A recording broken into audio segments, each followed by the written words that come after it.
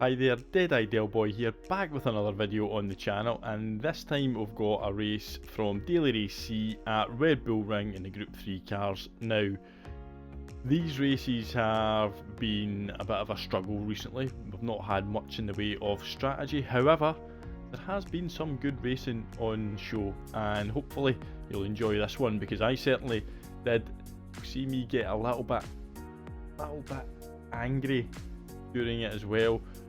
So let me know in the comments what you think when you see the incident. But you know, it's a really good race all the way through it, so hopefully you'll enjoy it. If you do, then hit that like button.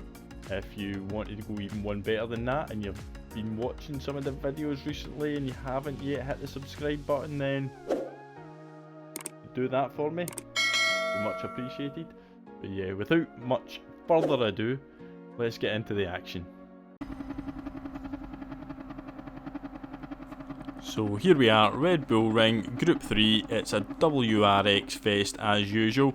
Come on, Polyphony, sort it out, get the bop sorted, please, we beg you, we beg you. We can't keep driving Subaru WRXs. But anyway, that's what you have to drive if you really want to go for the win. I think the Supra can be useful around here as well, but it's pretty much WRX or bust. So you can see from the lobby there, it's a very strong lobby, A+ galore. We've got Dino up ahead in P1. We've got guys like Levitius and Damien, they're really quick drivers. Damien in particular, I think he was sandbagging a little bit with his qualifying time because he's a top split driver, but he's P6, so we need to watch out for him coming through as well. So we've survived turn 1 there at the Red Bull Ring, and we're going to hopefully survive the hairpin, which we do. Those two turns are absolutely crucial in the first lap because your tyres are cold and it's so easy to bin it and let the tyres, the rear tyres light up and let that back end go. So I'm just happy to have survived those two corners, to be honest with you, and we're still in touch with the leaders, and we've got a little bit of a gap to Levitius behind us, so we're trying to break the slipstream, which would be handy very early on, and we've just about done that. So that's good news for us, because really I need as much time and space behind me as I can get when it comes to daily racing. I have a terrible habit of looking at that delta more than I look at the track, and if I see it coming down from the car behind, yeah, the fear, the panic starts to set in. I'm sure there are a lot of us like that out there watching this race and can relate to that.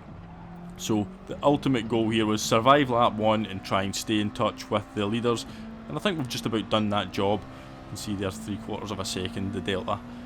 So jumping forward into lap 3, you can see though we've started to lose the leaders, and we've got Damien who's come through from P6. I did warn you, he was a very quick driver and we would have to watch for him coming through. So he's not took much time.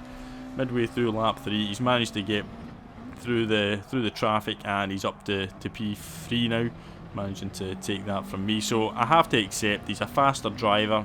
I wasn't going to put up too much of a fight at this point, only 3 laps into the race. Just thinking about maybe using him now, you know, see what lines he's taking, try and get that all-important slipstream, because you can see Levitius has now sort of used that moment where Damien had passed me when I kind of let him pass. That kind of cost me a little bit of time, so Levitius, he can now sense there's some action in it for him potentially if he can get past me. So we're staying with Damien though, so that's helping us. We can use his slipstream. But if we cut forward now to lap 6, we've managed so far to hold off Levitius. He's actually been passed by the British driver behind him, and you can see we've got a big battle now going on up ahead between the Swiss driver and Damien. And Damien having to battle hard there as he takes the outside line, almost loses it as well there, but the Swiss driver's now got the all-important inside line coming up for the tight right-hander, and I'm going to be watching here, hoping I can pick up the scraps from this. You can see Damien backs off, gives the Swiss driver a little bit of room, and we're gaining all the time in this. The delta's now down, it's now down to half a second. You can see we've managed to open up a gap as well, so we're kind of using this to our advantage. We're using the pace of these two guys as they get very close there. The Swiss driver just hanging on there, almost shoving Damien off, but the two of them, you know, although they've traded blows there, I think they're accepting it's just good hard racing at this point. Again though, we're still well in the mix here. It's worked out perfectly for us now as we approach the end of lap 7. And I'm actually thinking, you know, potentially there's a P2 here for us, because if these two guys get a little bit feisty, all sorts could happen. So it's just really a case of trying again, using the slipstream, just trying to stay in the mix, don't get too heavily involved, just kind of sit back and watch. Hopefully there'll be something in it for us as we go round. Turn 1 again. So far so good. I haven't picked up a single penalty. Very easy to pick up a penalty going round turn 1, to be honest with you. But yeah, so far good racing. You can see the Swiss driver, he's thinking about going for the move again. Damien's taking the defensive. We go purple through the first sector, which is a surprise for us. Damien runs a little bit wide, and again it's like deja vu as the Swiss driver gets the inside line, coming down for the hairpin again, and Damien this time just decides he's going to tuck in. Is he going to go for the move? Can we possibly even follow him through? If he does go for the move. He's up the inside, he's going to go for it. We're going to try and maybe see if there's something on it for us, but not quite. Not quite. You can see there the Swiss driver now going a little bit defensive. He can sense he's all of a sudden sensing that I'm potentially a problem for him. But in a way, this was starting to kind of work against me, because if you look, Levitius is now coming back into it. He's sensing that there's a little bit of a battle on up ahead, and he could perhaps get involved. So Damien's now picked up a half-second penalty as well for his trouble. So it's all basically up in the air now. There's a potential for P2, but there's also a potential for us to be, you know, caught back up with the drivers behind us, because the pack is closing in on us. You can see Levitius now less than a second behind us, so he's gained over a second just from this little bit of a battle that's been happening with myself and the Swiss driver. So not to forget though, Damien with a half-second penalty. We just need to kind of hang about, and we can perhaps pick up a position at the end of this lap. So I just need to do nothing crazy, nothing, you know, nothing daft, as we say in Scotland, and just, you know, hang about, keeping the slipstream.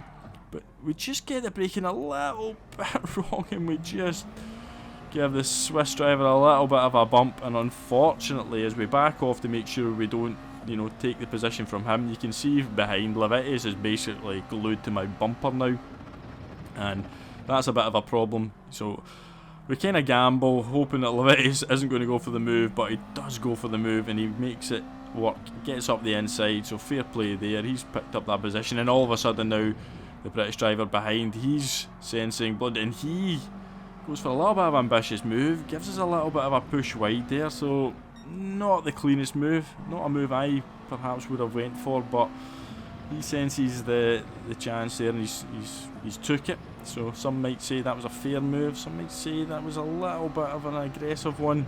You know, I felt at the time it was a little bit of aggressive, so I was a bit annoyed, but we're going to just try and stay with him now and put him under a bit of pressure, because I think I've got the pace. I do think I've got the pace to at least, you know, pick up at least one position back from this. And we cut forward now to the end of lap 9, beginning of lap 10. You can see nobody's really made a huge breakaway. You can see up ahead we've got Damien, the Swiss driver, Levitius, the British driver, Harry Bow, and myself, all now coming into this. Dino's ran away with the race, so fair play to him.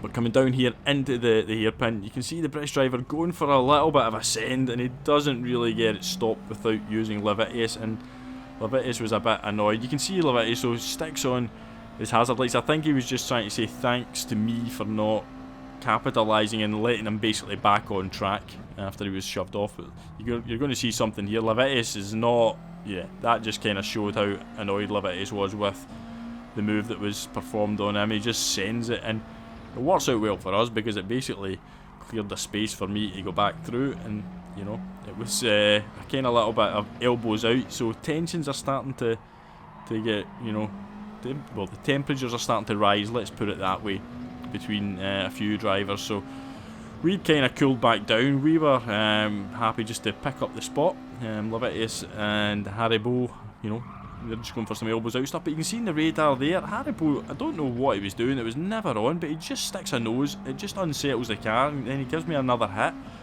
and that just kind of put me all over the place going through the last turn, which you need to nail to get the momentum. And because I didn't have the momentum, he then takes advantage of the lack of drive that I had and takes the position. So I was really annoyed at this point, I'm not even going to lie.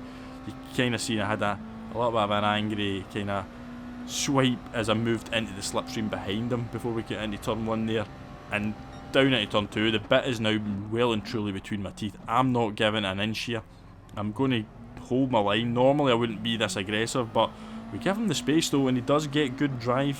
Fair play to him. He gets good drive off the outside and he picks up the line, and he's going to go defensive. So what we do is we go over to the left. We're going to make it look as if we're not going to go for the move, and then, you know, I just thought, well, everybody else is doing it to me, I'm going to do it back. So we do go for a bit of a send, bit of a dive bomb. There's definitely some contact, but nothing worse than what was done to myself. So it's a little bit of tit for tat there. I don't know if you would agree with that. It's not something I normally like to do. I don't normally like to trade blows.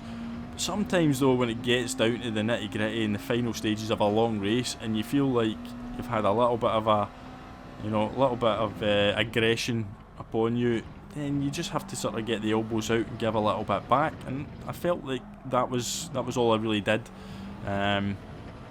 I wouldn't have done that if I hadn't had it done to me, if I hadn't had the nudges and the shove wide and then taking the position because of it. So anyway, we come across the line there into the final lap, and you can see by the final end, well, coming up to the last couple of corners, we just want to avoid going wide here. We don't want to pick up a penalty. Avoid you know, any crazy sends from behind, which we do. Keep it on the track, keep it straight.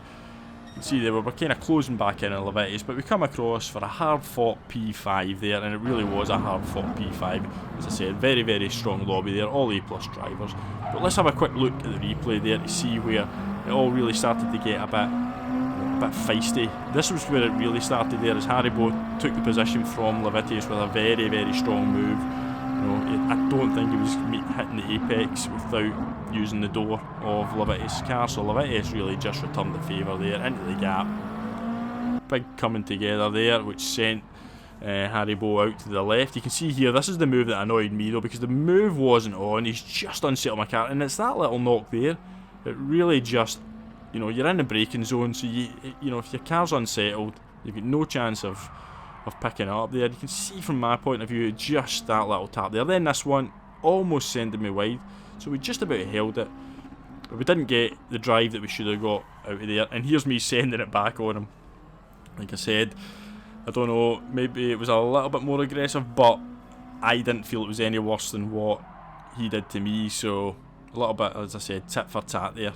We get the move done, we kind of take the position back, which we felt we shouldn't have lost in the first instance. So make of that what you will. Like I said, it was an interesting end to the race. It was a really good race in the cold light of day. Enjoyed it, so hopefully you did too. And if you did, then hit the like button. If you want to subscribe, then please feel free to do that as well. And hopefully I'll see all you guys in the next one. And please, Polyphony, give us some strategy and fix the BOP. Please, please, please, please, please.